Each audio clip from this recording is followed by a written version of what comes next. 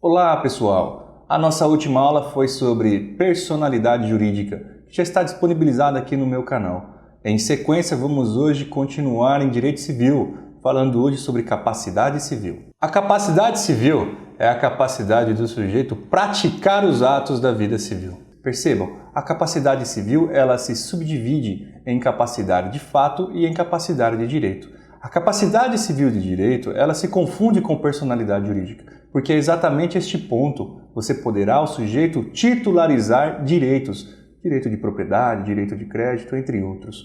Porém, além da capacidade de direito, também temos a capacidade de fato. A capacidade de fato é a capacidade do sujeito exercer sozinho, solitariamente, pessoalmente, os direitos por ele titularizados. Portanto, a junção da capacidade de fato e da capacidade de direito, nós desaguamos na capacidade civil plena. Dizer que o sujeito tem capacidade civil plena, portanto, é dizer que ele tem capacidade de fato e capacidade de direito. Não podemos confundir capacidade civil com legitimação, porque a legitimação é uma capacidade específica que o legislador exige para a prática de determinados atos. Por exemplo, nós temos no artigo 496 do Código Civil, onde diz: é anulável a venda de ascendente a descendente, salvo se os outros descendentes e o cônjuge do alienante expressamente houverem consentido. Percebam, na venda direta então de ascendente para descendente é necessário o quê? O consentimento dos demais descendentes e também do cônjuge. Vale dizer, a mãe que quer vender então um imóvel a um filho, poderá? Poderá. No entanto, precisará do consentimento dos demais filhos e do seu cônjuge. Portanto, legitimação é uma capacidade específica que não se confunde com capacidade civil. A pessoa pode ter capacidade civil plena. No entanto, em algumas hipóteses, ela necessitará também de legitimação. Mas a pergunta que pode surgir é: todos têm capacidade civil? Todos podem titularizar direitos? Todos podem exercer direitos? Pois é, todos têm capacidade civil. No entanto, nem todos possuem capacidade de fato. Todos possuem capacidade de direito, mas nem todos possuem capacidade de fato. E é neste contexto, quando falta capacidade de fato, entra em cena as incapacidades. A incapacidade que pode ser relativa ou absoluta. Para o Código Civil, os absolutamente incapazes estão estampados no artigo 3º. São aqueles menores de 16 anos. Do outro giro, o artigo 4º do Código Civil traz o rol dos relativamente incapazes. E ali estão os menores entre 16 e 18 anos, os ébrios habituais, os viciados em tóxicos, aqueles que por causa permanente ou transitória não puderem expressar a sua vontade e ainda os pródigos compõem o rol do artigo 4º do Código Civil. Mas nem sempre foi assim.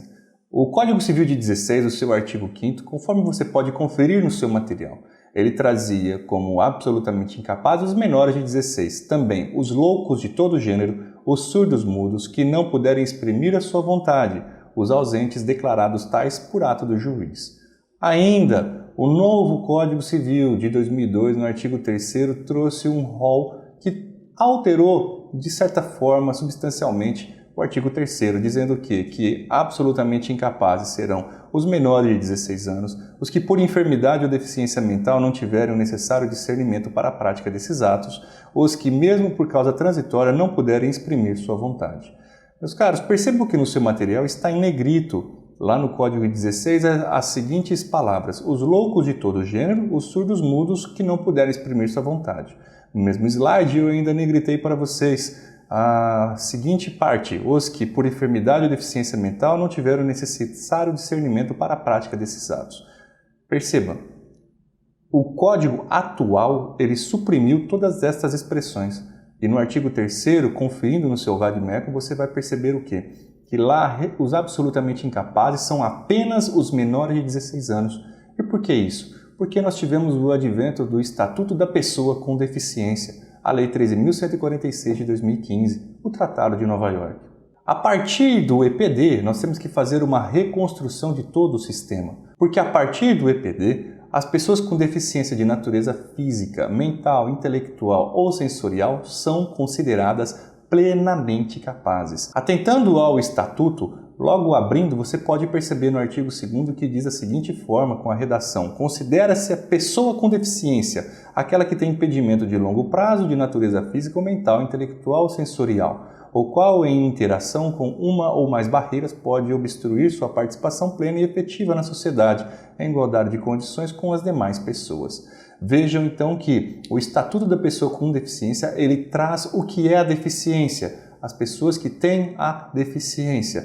No entanto, o próprio Estatuto diz no artigo 6º que a deficiência não afeta a plena capacidade civil da pessoa. O que isso significa? Significa, meus caros, que a pessoa com deficiência, a partir da entrada em vigor do Estatuto da Pessoa com Deficiência, ela é plenamente capaz. Não há óbice algum para que a pessoa com deficiência exerça a sua capacidade civil.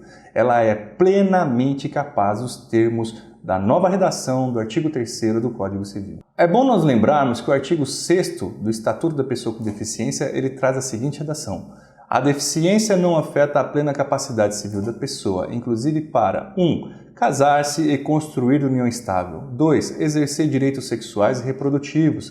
3. Exercer o direito de decidir sobre o número de filhos e de ter acesso à informação adequada sobre reprodução e planejamento familiar. 4. Conservar sua fertilidade, sendo vedada a esterilização compulsória.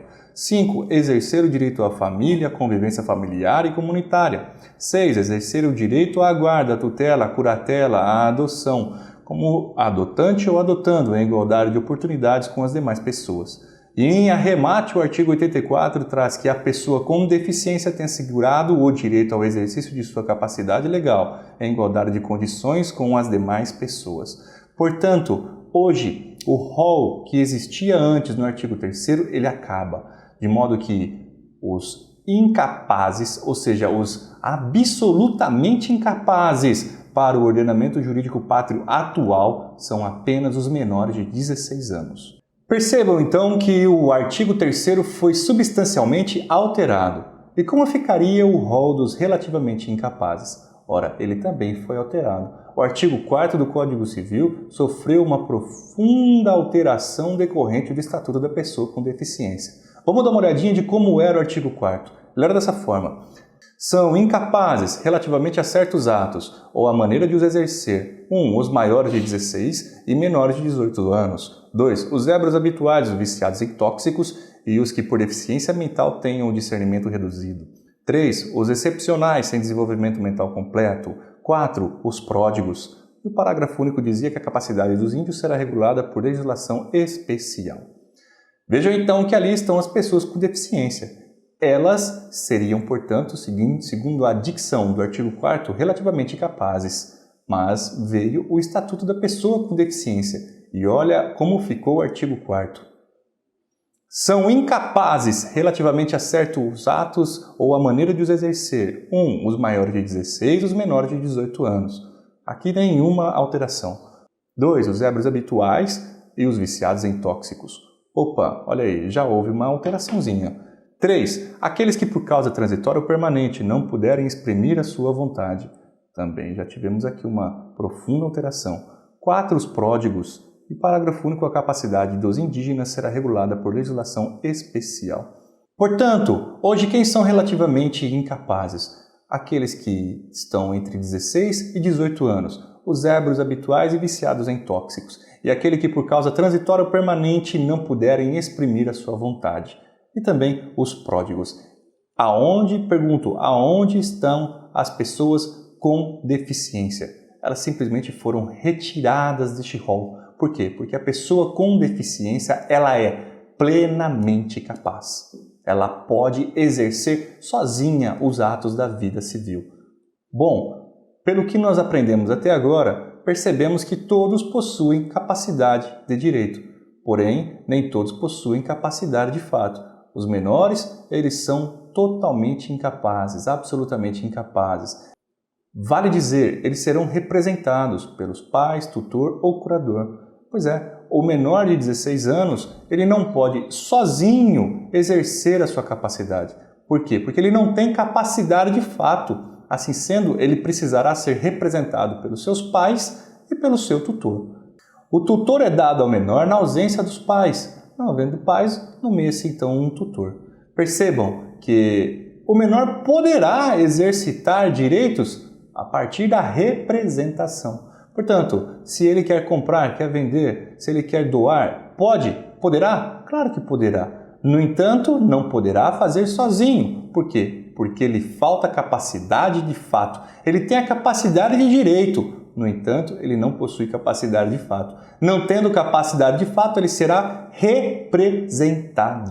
Representado. E por quem? Em arremate, apenas para lembrar, pelos pais ou tutor. Já no tocante à incapacidade relativa, onde nós temos aquele rol estampado do artigo 4º, ali as pessoas não serão representadas, elas serão assistidas. Ali entra em cena o Instituto da Assistência. Não é correto falarmos que o menor entre 16 e 18 anos, aquele sujeito com 17 está sendo representado pelos pais, ou aquele sujeito com 16 está sendo representado pelos pais. Ele é o quê? Assistido. Ele é assistido. Entra em cena aqui o fenômeno da assistência. Meus caros, e quem será o assistente do relativamente incapaz? Os pais, o tutor e o curador. Os pais tendo ali o convívio com os seus pais, existindo os seus pais. O tutor na ausência dos pais e o curador havendo uma das causas da qual a pessoa não consegue exprimir a sua vontade. Assim sendo, se a pessoa com 16 anos quer comprar uma motocicleta, ela poderá? Claro que poderá. Ela não poderá fazer sozinha. Por quê? Porque ela ainda não tem capacidade de fato. Falta a ela capacidade de fato. Assim sendo, ela poderá comprar, porém deverá estar o quê? Assistida pelo seu assistente.